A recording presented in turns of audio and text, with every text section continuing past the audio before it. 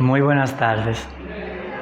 Pertenezco al staff médico del Instituto de Especialidades Médicas y como todos los jueves, el Instituto de Especialidades Médicas de aquí, de esta comunidad de Moca, está ofreciendo charlas para que los pacientes y el público en general se nutra de los conocimientos de los especialistas de esta institución. Soy el doctor Félix Carrasco, médico neurólogo, egresado de la Universidad Autónoma de Santo Domingo y del Hospital Salvador B. Gautier, en el área de medicina interna y de neurología. Ofrezco mis servicios profesionales en el área de neurología en el instituto todos los días en horario de la mañana. Hoy corresponde comentar, dialogar y conversar con ustedes sobre una de las patologías más frecuentes que contamos nosotros los neurólogos en el haber práctico diario, que es la epilepsia. Para todos nosotros es una enfermedad neurológica muy frecuente, tanto en niños como en adultos mayores. Y se trata de aquella patología que se caracteriza por la presencia de múltiples manifestaciones periódicas, repetitivas, de manifestaciones tanto motoras, psíquicas, autonómicas, que se van a desarrollar en el transcurso de la vida y que se van a presentar desencadenadas por situaciones externas o por situaciones internas. Son crisis autonómicas como de náuseas, de vómitos, de cefalea o dolor de cabeza, crisis convulsivas que pueden ser tanto tónico, clónico o atónicas, en donde el paciente va a presentar una expresión motora que se caracteriza por la repetición de movimientos, ya sea tónicos de un solo lado del cuerpo o de ambos lados del cuerpo, donde el paciente puede perder la conciencia o no puede perder la conciencia. Estas crisis también pueden ser autonómicas, caracterizadas, como dije antes, por taquicardia, por náuseas, por vómitos, por episodios de sudoración, entre otras, o con deseos eminentes de ir al baño. Otras crisis epilépticas se van a caracterizar por la presencia de pérdida súbita del nivel de conciencia, en donde el paciente cae al suelo y puede permanecer inconsciente de forma tónica, de forma clónica o de forma hipotónica, sin tono muscular. En estas también pueden haber la relajación de los esfínteres anal y vesical, en donde el paciente puede evacuarse y orinarse sin darse cuenta porque está en un trance, en una crisis convulsiva. La epilepsia es una de las enfermedades neurológicas más frecuentes que se pueden ver el neurólogo. Entre las características clínicas que ya le expliqué, vamos a ver que pueden haber causas orgánicas o causas que podemos conocerlas, como son los tumores, los traumas en el cerebro o golpes en el cerebro, los accidentes cerebrovasculares, ya sean isquémicos o trombóticos o hemorrágicos, o también puede deberse a malformaciones del desarrollo del cerebro. Estas más bien se van a ver en los niños pequeños cuando presentan malformaciones en el desarrollo de su cerebro, cuando el niño en el vientre de la madre no logra desarrollar completamente su cerebro y se presentan manifestaciones o en la tomografía o en la resonancia se van a encontrar alteraciones en la morfología de su cerebro. Principalmente en los niños esa es la causa número 1 de epilepsia, los trastornos de la migración neuronal o los trastornos del desarrollo del cerebro. También los procesos febriles, que no bien son convulsiones en sí, no se llaman epilepsia en sí, sino convulsiones febriles, que son manifestaciones tónico, clónicas o atónicas o de cianosis, donde el niño se puede poner moradito cuando tiene temperatura por encima de 38.5 grados Celsius. No es una epilepsia en sí, pero es una manifestación convulsiva de un cerebro inmaduro. Esas manifestaciones clínicas de los niños con crisis febriles se pueden presentar hasta los 5 años de edad. Después de los 5 años de edad, si el niño convulsiona con fiebre, no se llaman convulsiones febriles, porque ya el cerebro supuestamente o históricamente ya ha estado desarrollado. Anatómicamente el cerebro del niño después de los 5 años ya está desarrollado formalmente. Otras manifestaciones epilépticas la podemos ver en los adultos mayores, principalmente cuando hay enfermedades neurodegenerativas como el Parkinson, la demencia y todo ese tipo de manifestaciones que se presentan en cerebros ya con un grado de madurez adulta, y principalmente los eventos cerebrovasculares en los adultos son la causa número 1 de epilepsia sintomática, o sea, epilepsia secundaria a algún tipo de lesión anatómica que puede ser traumática, isquémica, hemorrágica o neurodegenerativa. Desde inicios de la humanidad, la epilepsia fue considerada como una enfermedad mágico-religiosa, pero al pasar del tiempo, con los estudios de neuroimágenes y las observaciones de los clínicos, se dieron cuenta que no era una enfermedad producto de la religión o de una maldición, sino que se debía a la alteración de las estructuras o de las ¿cómo se dice? Las membranas celulares de las neuronas, en donde hay un trastorno en el equilibrio de los iones de sodio, de potasio y de calcio, y eso va a producir una anormalidad en la transmisión eléctrica de los impulsos cerebrales que van de una neurona a otra neurona, lo que va a producir una descarga eléctrica anormal, irritativa, y que dependiendo de la zona en donde se haya producido esa descarga eléctrica anormal, se van a presentar los síntomas que ya hemos hablado. ¿Alguna pregunta? Perfecto. El tratamiento de la epilepsia desde se empezó a tratar con los bromuros y con el fenobarbital. Debemos recordar que el fenobarbital es uno de los medicamentos más económicos que existen para tratar la epilepsia, pero que los neurólogos y los neurólogos pediatras tratamos única y exclusivamente a los niños antes de los 5 años para las convulsiones o las crisis febriles. ¿Por qué? Porque el fenobarbital, por ser económico, es bastante efectivo, pero tiene la desventaja de que produce muchos trastornos cognitivos o mucho trastorno en el aprendizaje del niño. Por eso se recomienda solo su uso en niños en menos de 5 años o que no hayan asistido a la escuela, porque puede producir sueño, somnolencia, y eso va a mermar con el desarrollo evolutivo y del aprendizaje del niño. Hay muchos tratamientos para la epilepsia, entre ellos están los fármacos y la cirugía de la epilepsia.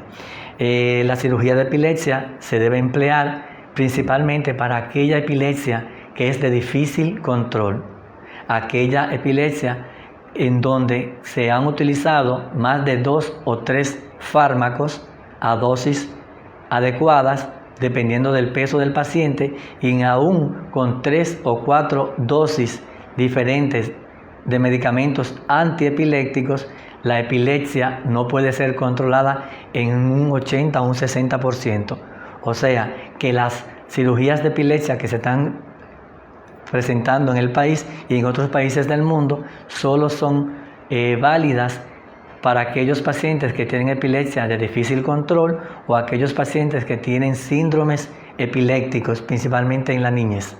En el país estamos realizando este tipo de cirugía en Santo Domingo, y tiene la ventaja de que disminuye la cantidad de crisis por día que tiene el paciente o la cantidad de tiempo que perduran esas crisis, sabiendo que aunque el paciente esté operado por una cirugía para epilepsia, el tratamiento generalmente se continúa pero con dosis más bajas y con mucho menos cantidad de medicamentos.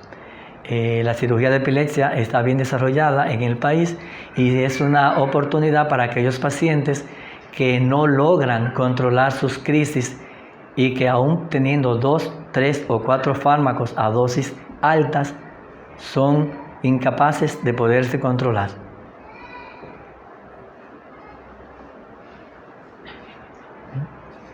Doctor, a nivel del pueblo, cuando un paciente convulsiona, ¿por qué se cree que la baba que bota por la boca es contagiosa?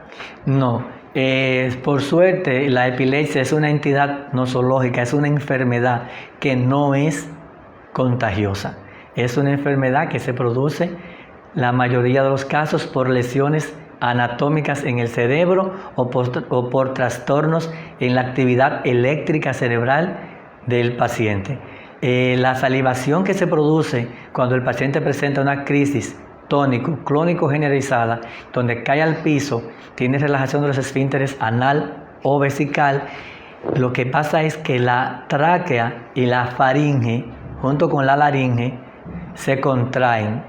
Hay una contracción de esa parte de la orofaringe y la saliva que normalmente todo ser humano deglute cuando está consciente va a salir hacia el exterior de la boca porque no tiene cómo tragarla porque está contraída, está cerrada la laringe y la faringe y se expresa en forma de espuma o de baba, pero no es contagiosa.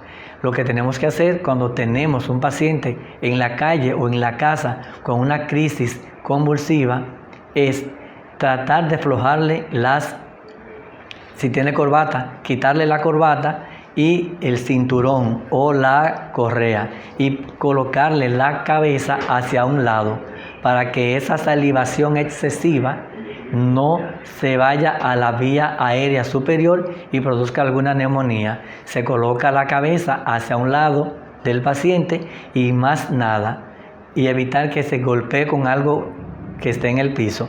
Eso es lo que debemos hacer frente a un paciente que presente una crisis convulsiva tónico-clónico generalizada.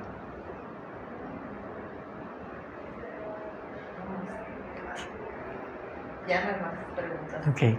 Nada, cualquier información podemos dársela a nivel personal aquí por el Instituto de Especialidades Médicas en horas de la mañana. Nuestro consultorio está abierto a todos ustedes para que puedan poder tener información acerca de la epilepsia o de cualquier otra enfermedad del sistema nervioso central y periférico, que es la especialidad que trata la neurología. Aquí estamos a su orden y queremos que ustedes cooperen con nosotros. Otra pregunta, doctor. Con gusto. ¿Qué tiempo puede el niño durar tomando fenobarbital y si las dosis aumentan a nivel de su edad? Sí, como le dije anteriormente, el fenobarbital se da en niños en forma de jarabe.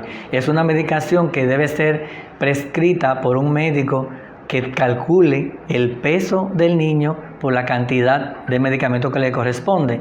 Y como les dije anteriormente, solo hasta los 5 años debe darse el fenobarbital porque aquí es donde terminan las convulsiones febriles y si se presentan convulsiones con fiebre después de los 5 años, ya el niño debe estar en edad escolar y no es factible, no es saludable que el niño en edad escolar que ya esté en la escuela tome el fenobarbital porque produce sueño y produce disminución de la capacidad de atención del niño. O sea que el fenobarbital sí se hay que aumentarlo dependiendo del peso del niño. Aparte, después que el niño esté en la escuela, no debe tomar el fenobarbital. Otra pregunta, doctor. Mi hijo es epiléptico, tiene 11 años y hace 2 convulsionó por última vez. ¿Debo tener alguna precaución? Claro, el tratamiento de los pacientes epilépticos generalmente es de por vida. ¿Por qué decimos generalmente es de por vida? Porque si el paciente tiene una lesión traumática, una cirugía, un hematoma subdural, un tumor cerebral, un evento cerebrovascular, isquémico o hemorrágico y presenta epilepsia secundaria a esta lesión, el tratamiento para epilepsia no debe retirarse jamás, porque ya tiene una lesión, una cicatriz, que es la que está produciendo descargas eléctricas anormales. El tratamiento antiepiléptico para niños o para adultos que presentan convulsiones por una lesión anatómica en el cerebro no debe retirarse. A su niño, aunque tenga 2 años de haber producido una convulsión, no se le debe retirar el tratamiento, mínimo 5 años hasta después de la última crisis, siempre y cuando entre esos 5 años de la última convulsión el niño mantenga un electroencefalograma anormal, y si en esos 5 años el niño no presenta crisis y el electroencefalograma está normal, podríamos valorar, dependiendo del tipo de crisis que haya presentado el niño y del desarrollo que haya presentado el niño, se puede tratar de retirar paulatinamente el tratamiento anticonvulsivante. O sea que si el niño está tomando levetiracetam y tiene 5 años que no presenta crisis, entonces podríamos valorar con el niño y los padres la oportunidad de ir retirando en 1 año el medicamento de forma lentamente progresiva. Jamás el tratamiento debe retirarse de forma abrupta. El tratamiento debe ser retirado bajo el consentimiento de los padres y del niño, dependiendo del tipo de crisis y si el electroencefalograma está normal en esos 5 años. Algo que se me había olvidado recalcar es el diagnóstico de la epilepsia. El diagnóstico de la epilepsia es un diagnóstico puramente clínico. ¿Qué significa eso? Que el paciente, para poder ser etiquetado de epilepsia, no debe, lo más importante es la historia clínica y valorar los antecedentes del paciente y el tipo de crisis, documentar la crisis, los pródromos, que son las auras que tiene el paciente, que son aquellas manifestaciones somatosensoriales, o sea, síntomas sensitivos que el paciente puede presentar antes de la convulsión, y saber qué tipo de crisis la presenta, porque hay métodos diagnósticos que nos ayudan a afirmar la presencia de la epilepsia. El Golden Star o el estudio número 1 para diagnosticar o para afirmar que el paciente tiene una epilepsia es el electroencefalograma digital de superficie o de electrodos profundos. También tenemos la tomografía de cráneo, la resonancia magnética nuclear, el PET y el SPECT, que son estudios de neuroimagen cerebral funcional que nos van a describir la anatomía, la morfología, la normalidad o anormalidad del cerebro. La siguiente pregunta: ¿el paciente epiléptico puede hacer ejercicio? Siempre y cuando el paciente esté libre de crisis, que tenga un control más o menos absoluto de sus crisis, puede ser su vida normal. ¿Qué me refiero con eso? Si el paciente tiene más de 6, 8 meses que no presenta crisis y se toma su medicamento rigurosamente, el paciente sí puede tener una vida activa, una vida deportiva. Lo que sí se recomienda es que no haga ejercicios como la natación, ni como el ciclismo o como las motocicletas, que tienen un riesgo aumentado de trauma cráneoencefálico, y un trauma cráneoencefálico podría empeorar la sintomatología de la epilepsia. La natación tampoco es recomendable, pero si el paciente tiene un control de sus crisis bajo vigilancia y en piscinas sí puede hacer su actividad deportiva. ¿La gota y la epilepsia son lo mismo? Sí, la gota es la expresión folclórica popular de que los dominicanos le hemos representado a la epilepsia. Es sinónimo, no es un término científico, pero los dominicanos generalmente cuando vemos un paciente con epilepsia en la calle decimos que le dio la gota, pero no es una expresión que hay que utilizar, sino epilepsia.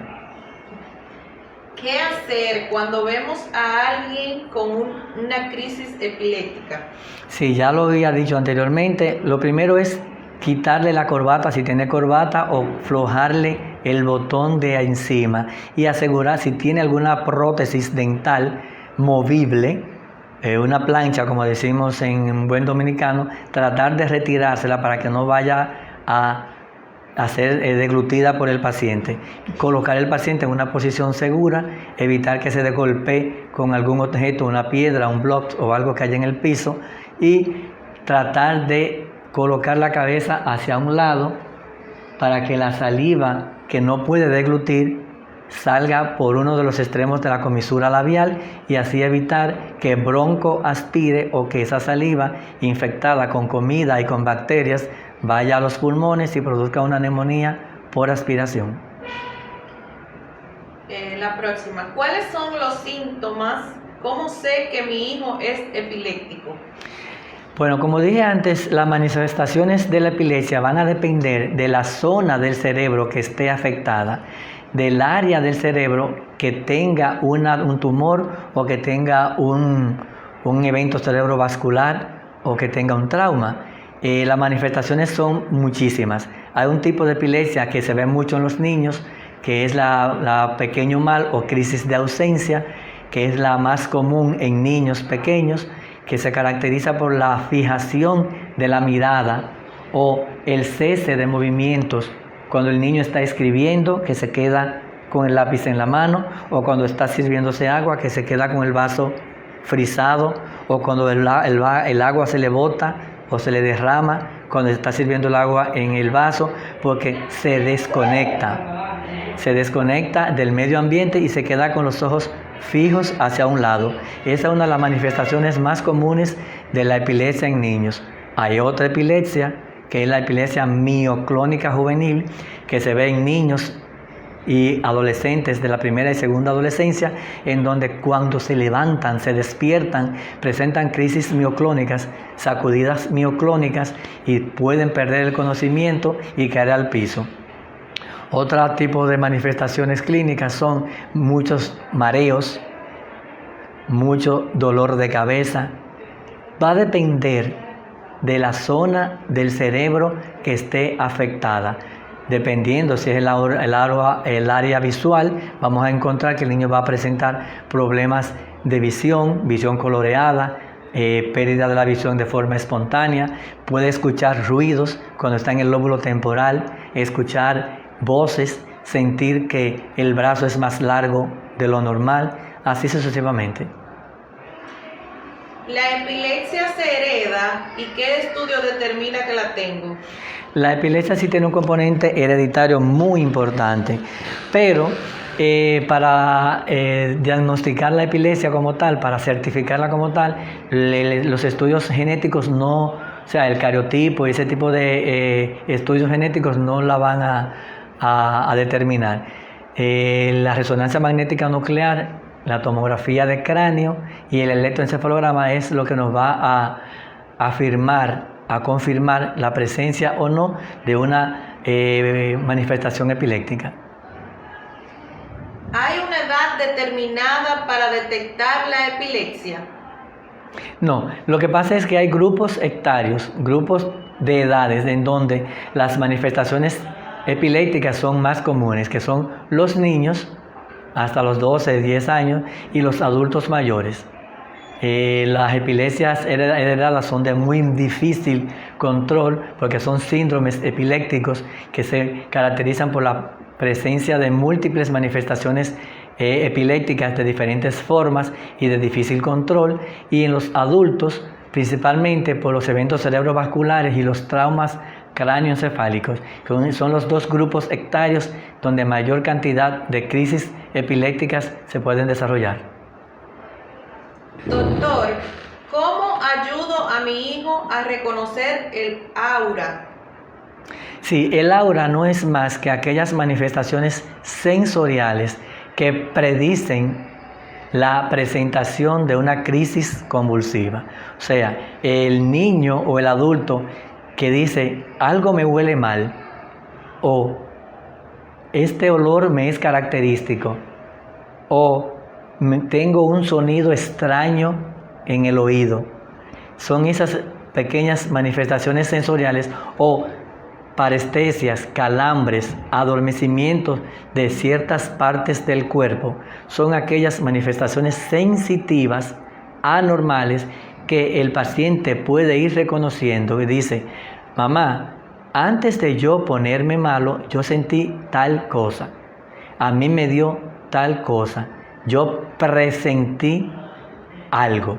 Entonces, esas manifestaciones sensitivas son las que debemos nosotros los médicos, los padres y los niños y los adultos reconocer para que cuando estemos frente a una manifestación de esa, el niño o el adulto se siente o se acueste en el piso, porque es muy probable que cuando el niño vea luces de colores, escucha voces o ruidos en el oído o sienta calambre, adormecimiento, hormigueo, falta de fuerza de algún lado del cuerpo, sepa que segundos más tarde va a presentar una crisis convulsiva. La próxima, doctor. ¿Por qué una persona normal, después de un accidente, desarrolla epilepsia? Generalmente los accidentes traumáticos a nivel del cráneo, los traumas en el cráneo, siempre y cuando deben ser traumas profundos que involucren la masa encefálica, principalmente aquellos traumas abiertos en donde hay una fractura del hueso del cráneo y hay una lesión en el cerebro que puede ser traumática o hemorrágica. Entonces, esa zona que según va pasando el tiempo se forma una cicatriz, esa anormalidad en la anatomía del cerebro es la que va a trastornar los electrolitos que son los responsables de transmitir el impulso nervioso. Ya con esa anormalidad anatómica del golpe en el cerebro, esa electricidad anormal es la que va a producir la manifestación epiléptica. ¿Cuál es la causa que origina la enfermedad? Bueno, ya habíamos hablado que son en el niño, ya primero sabemos que son los trastornos en el desarrollo de la masa encefálica, trastorno del neurodesarrollo, que son la paquigiria, muchísimos términos que no vale la pena mencionar ahora, sino que se ven con la resonancia magnética, que son productos del mal desarrollo del cerebro en la vida intrauterina. Y ya en la vida extrauterina, principalmente los trastornos o los partos distóxicos o los partos difíciles o los partos con forceps o los partos que vienen con cordón, con la circular del cordón, o aquellos niños que tienen sufrimiento fetal agudo, que toman líquido amniótico y que dicen que se defecan en el vientre de la madre, que nacen moraditos y que hay que reanimarlos, o que tienen algún trauma en el canal del parto, y esas son las manifestaciones que van a producir la epilepsia en ese grupo de niños. Por lo general, ¿cuánto duran las convulsiones y cuántas existen? Las manifestaciones convulsivas depende del área anatómica que esté afectada. Principalmente no duran más de 1 a 2 minutos las crisis convulsivas tónico-clónico generalizadas. Las crisis de ausencia duran segundos. Y hablamos de un estatus convulsivo, hablamos de un estatus epiléptico cuando la convulsión dura más de media hora, o cuando entre una convulsión y otra el paciente no recobra la conciencia. pero la mayoría de las crisis convulsivas tienen una duración de 1 a 2 minutos. Hay que tratar de corregirlas lo más rápido posible, porque mientras el paciente está convulsionando puede producírsele fractura de huesos, puede producírsele neumonías, puede producirse rotura de músculos, y lo más importante, el cerebro no está recibiendo el aporte de oxígeno que necesita para su metabolismo y su supervivencia. El nivel de azúcar generalmente baja y no lo recibe el cerebro. Entonces, las crisis convulsivas duran de 1 a 2 minutos, y cuando hablamos de estatus convulsivo, estamos hablando de una convulsión que dura más de media hora, o que entre una convulsión y otra el paciente no logra recuperar la conciencia. Bien, la siguiente: si tengo una convulsión, ¿eso significa que tengo epilepsia? Muy buena pregunta. No necesariamente. Todos los libros lo dicen, y yo siempre se lo repito a mis pacientes. Todo paciente o todo ser humano tiene la oportunidad, o sea, tiene un 20% en toda su vida de producir una crisis convulsiva sin ser epiléptico. Ahora bien, a mí me llega un paciente sano, sin ningún antecedente traumático, alcohólico, lo que sea. Una muchacha que está estudiando y que le dio una crisis convulsiva. Si no tiene una anatomía cerebral anormal, si tiene una tomografía normal y un electroencefalograma normal, no hay que poner tratamiento antiepiléptico, porque recordemos que todos los seres humanos tenemos la oportunidad de producir una crisis convulsiva en un 20% en nuestra vida. Ahora bien, si se presenta esa crisis convulsiva una segunda ocasión y no tenemos una causa, una baja de azúcar o algo por el estilo documentada, sí debemos tratar al paciente. La próxima: ¿cómo puedo controlar la crisis epiléptica? Bueno, las crisis epilépticas se controlan durmiendo, comiendo, tomando sus medicamentos y no tomando alcohol. Y aquí tenemos una seguidora, parece suya, doctor, que dice, un segundito, ella dice: tuve la experiencia de manejar a alguien con este caso sin saber qué era. La puse con la cabeza de lado porque estaba tirando mucha espuma por la boca. Hasta llegaron los paramédicos. Me asusté mucho. Nunca había visto personas frente a mí así. Y me tocó socorrerle.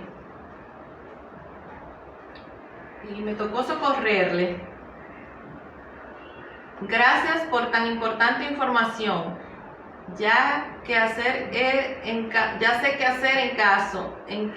este caso. Así, si me toca otra vez, ya sé cómo ayudar. Muchas gracias. Recordar que las crisis convulsivas no duran más de 2 minutos. En la mayoría de los casos son crisis autolimitadas. Ahora, si dura más de 2 minutos, debemos llamar al especialista de área y llevar al paciente a una unidad donde reciba atención y se le administren los medicamentos necesarios y se investigue. Lo más importante es investigar por qué se produce la convulsión. Si es porque le bajó los niveles de azúcar, si es porque tomó alcohol, si es porque tiene una enfermedad metabólica, si la diabetes, si la insuficiencia renal, etc. La misma joven que escribió le dice: bendiciones, mi doctor Carrasco, Dilenia Morel, desde el distrito Las Lagunas. Saludos. Besitos, querida. Gracias. Entonces, vamos a ver.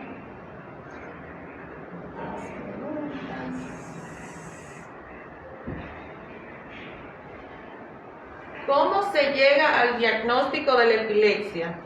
Sí, el diagnóstico de epilepsia ya dije que es un diagnóstico clínico.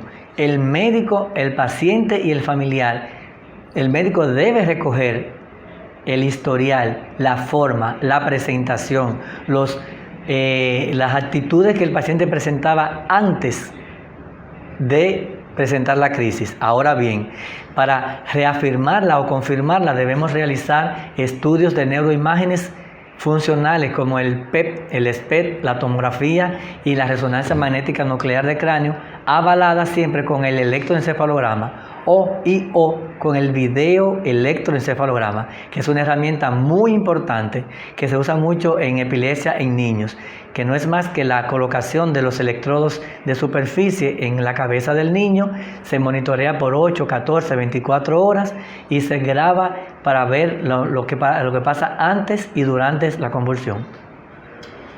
¿Qué es una epilepsia refractaria?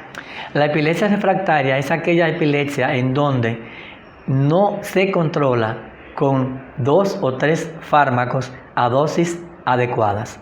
O sea, no podemos hablar de epilepsia refractaria si con un medicamento a dosis única el paciente sigue convulsionando. Debemos ir aumentando el número de medicamentos que usamos a dosis tope antes de pasar a otro medicamento.